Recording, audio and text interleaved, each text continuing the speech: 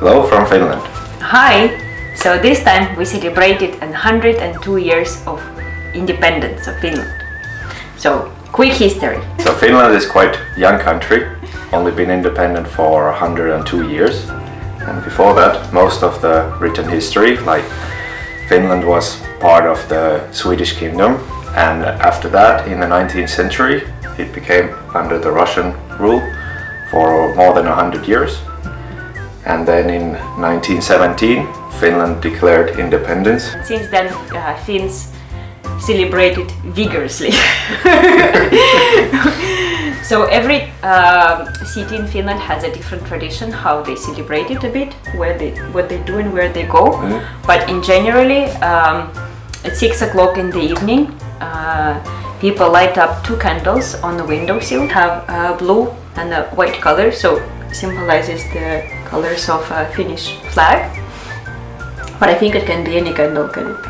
Yeah, I don't think there is definition. Yeah, those are just kind of celebration candles just for Independence Day, because they kind of have the colors. And generally everything is white, blue and black for this day. Like in the shops sold white roses and all kinds of like blue chocolates and like all kinds of white and blue combination, which makes like the whole thing look festive because it reminds of the Finnish flag and make people very proud. The other traditions, at least in Helsinki, there is every year a parade which starts from the Hietaniemi graveyard and goes through the city.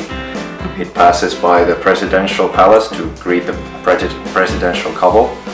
And then it ends in Senaattitori, and there is usually some choir singing after the parade and some speeches. So at the same time, also usually on the square, in front of church. In front of the church, there is already Christmas market because it is in December.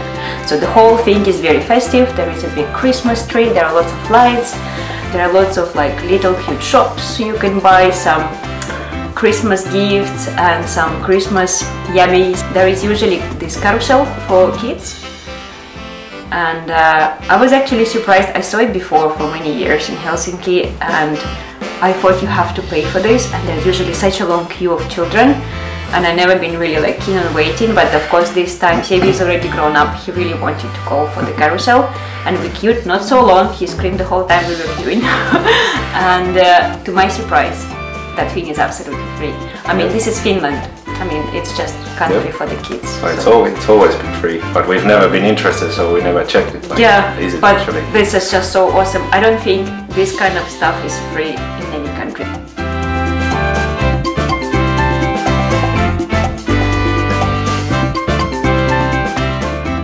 There was Santa Claus sitting there greeting kids, and Sebi freaked out as usual. He really wanted to go see him to talk about the scooter that he really wants. And then when we were there, Sebi just freaked out all over again and was not really in the mood to talk with the Santa anymore.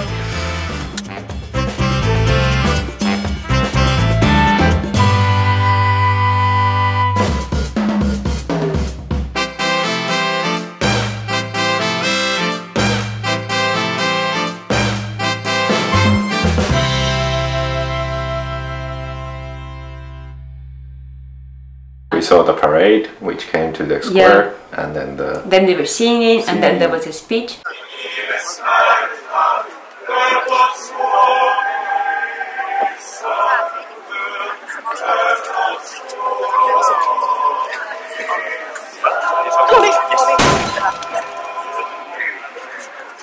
Maailmassa elämä on paljon parempi kuin 20, 50 tai 100 vuotta sitten.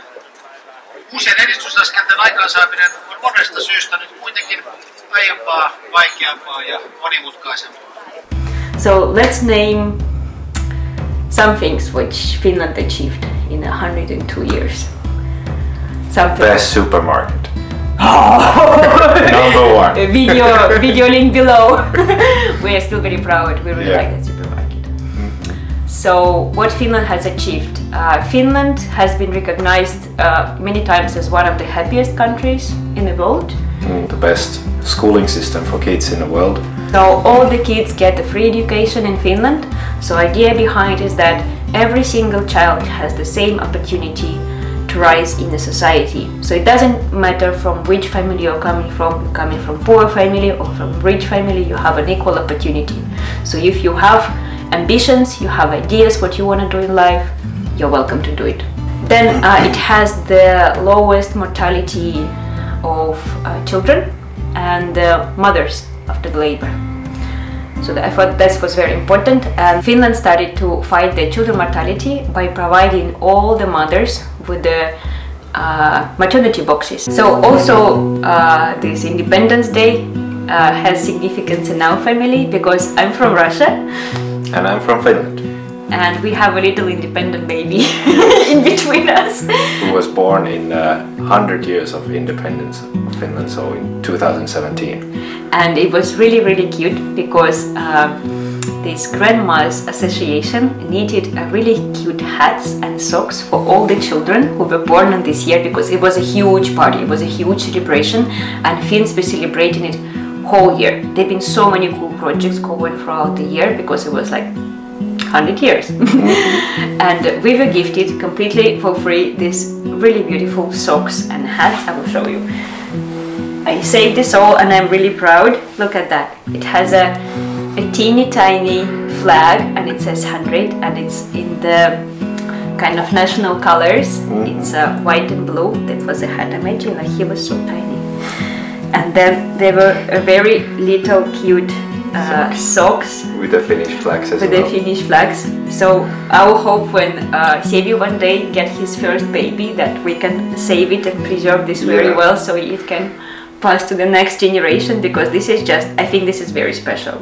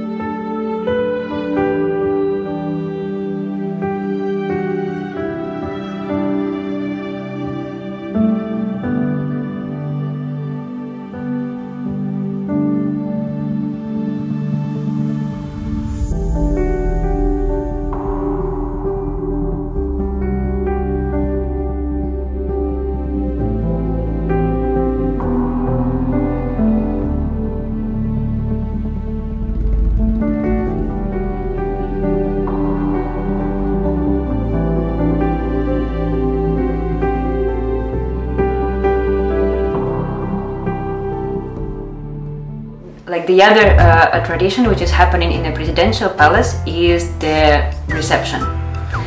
So there is a presidential couple and a bunch of very special guests, and all very nicely dressed up, and there is a long queue. Okay, Finns like to queue, it seems.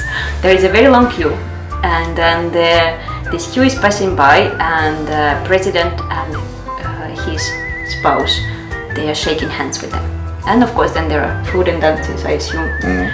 Like later on, but everybody likes to watch on the TV this reception, and then there is a huge thing like next day in the news and all kinds of blogs and YouTubes, who was wearing what, and like discussion of their dresses and like who liked what. And I saw one meme in the Facebook, and it says like Finland is the only country who celebrate Independence Day by watching other people party. Usually all the classic restaurants and all fancy restaurants with kind of European cuisine, they're completely stuffed. Like tables are booked beforehand, people are wearing really fancy dresses, they go and drink champagne, meet their friends, go with their co-workers, and have a really fancy evening. So usually when we go eat out, we go to some Asian Oriental restaurants because those are empty.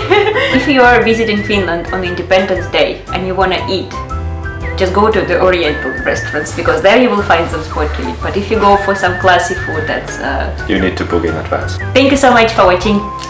Please like and subscribe. And also leave your comment below which dresses did you like and didn't like so much from presidential reception. And also if you're watching from the other country, please let us know how do you celebrate Independence Day. Very interesting. And if you have an Independence Day. Bye! Bye! See you next Sunday!